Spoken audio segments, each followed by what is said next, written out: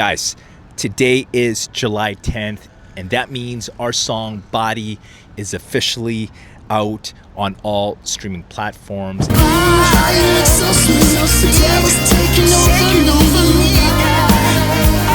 I wanted to make this video to, one, let you guys know about it. Again, links down in the descriptions below. Two, thank you all for believing in us, for supporting us, for listening, for watching all our content, and just supporting us in this crazy journey we call music. And three, I wanted to share with you guys the story of this song and how it came to be, because there's a lot of lessons that we learned from making the song, and hopefully it will inspire you to do the same for your song or your book or whatever it is you are working on. Because again, we learned a lot of lessons with this song, and I wanted to share the story of how it came to be. So this song started shortly after releasing our last single, which was What Does It Matter, also streaming on all platforms. I'm trying to be strong. What does it matter? Now that song was super important for our musical career because it was our first single that was an original song, and it gave us our sea legs in order for us to have the confidence to know that we can write cool songs. And so that song was super important for our development as artists.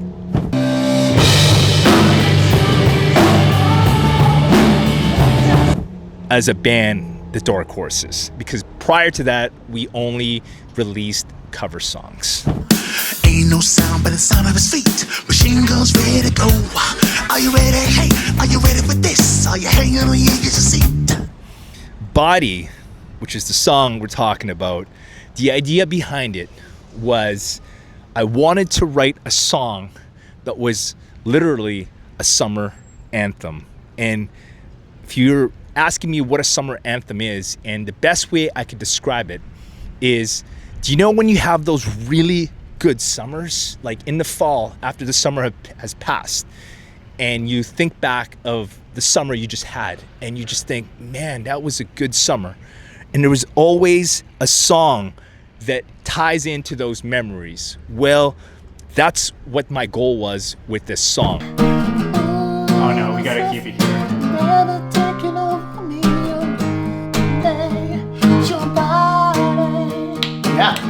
Yeah. It's so fun, man. It's cool. Yeah. I wanted to write a song that encapsulates the summer that you're about to have this year. And I came up with this song. The first thing I did was actually something I'd never done before, writing a song. I started with the BPM, which is the beats per minute, which is the tempo of the song. I have this playlist on my Spotify playlist. It's called Summer Grooves or something like that. Anyways, all the songs on this playlist are between 110 BPM to 130. I know that's super nerdy music stuff, but that groove from 110 to 130 is a very bouncy groove, and that's what I started with. Body, I put it on the DAW, I used Logic Pro, I put 110 BPM, and I was locked into that groove. And then I started with the drums. Now the drums I built from the same drum sounds as What Does It Matter, and with that song, I was using a stock Logic Pro sound called the Lindrum, which is a super badass 80s sounding drum machine that Prince used.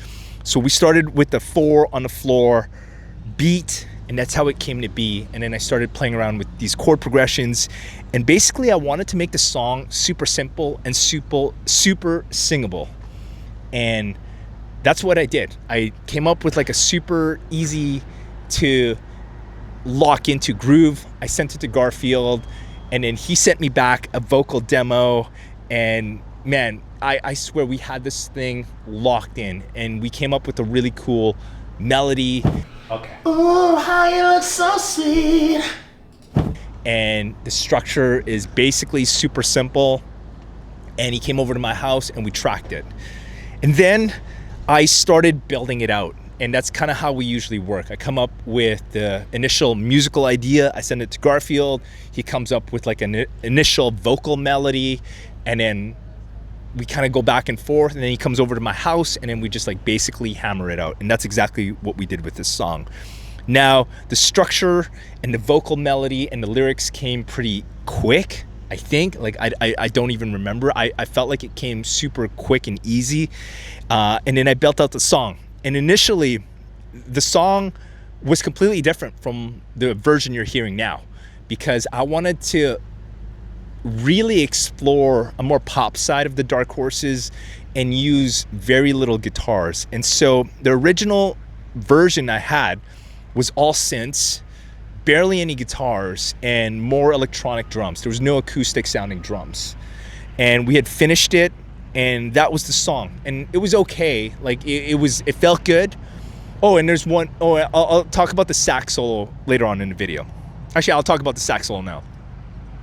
One cool thing about this song is it has a sax solo, and the sax solo was a throwback to 80s pop. And also, for me personally, it helped me reconnect with my friend Art, Buddha Sax, who is the one that beautifully plays the sax solo in this song. Now, Art and I were childhood friends growing up in Prince Rupert, and I don't think I'd seen him for about 20 years. I reached out to him while I was building this song, asking him to come play on the song, and he came over to my house and we just mapped out the solo that you hear now, and I think it just makes the song. So that was a personal win for me, was I got to reconnect with my childhood friend who played that beautiful sax solo in the song.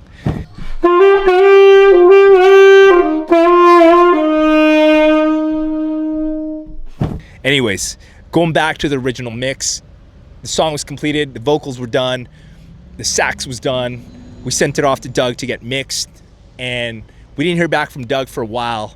And the original mix, again, was very synth heavy, only electronic drums. And when we got it back, when we got the mix back from Doug, something about it felt off. And I knew it immediately upon listening. And before I even texted with Garfield, he felt the same thing. And when we finally connected, we both said that it just didn't feel right. It didn't feel like the Dark Horses. And the cool thing that we did with this one, with that, was because it didn't feel right, we didn't beat a dead horse. Is that the saying? I don't even know. We just took it.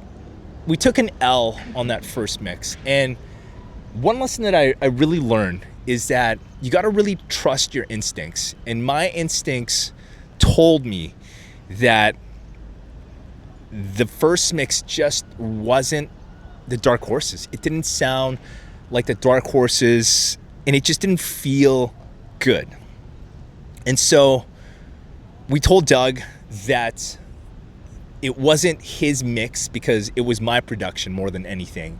And this is a lesson that I learned as well, is guys, you have to take accountability for everything in your life, no matter what it is. And with this bad mix that we got back, it wasn't a bad mix, but with this bad version that we got, I just took accountability, and the mistake was mine because I decided to make it over the top, different from what we were doing. And it wasn't authentic to what the Dark Horses has been like the last little bit. And so we told Doug that the mix didn't feel right, and I went back to the drawing board and I basically recut the whole song. I basically took the vocals and the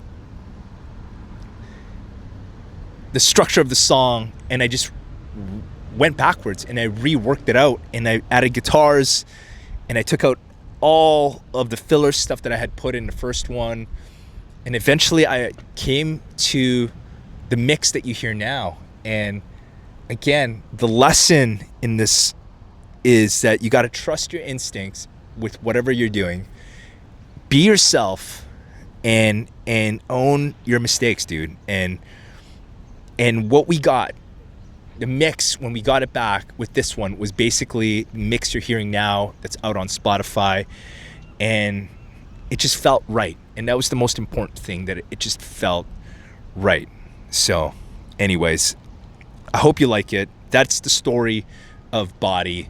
And man, I hope you enjoy it as much as we enjoyed making it, and as much as it was at some points kind of annoying to go back and forth, and you know, it didn't get released as early as we would have wanted. I think it was meant to be what it is now, and again, we absolutely love the song. So if you made it to the end of the video, I appreciate you so much. And again, stream Body, links down in the descriptions below. We appreciate y'all. I will see you guys in the next video. Peace.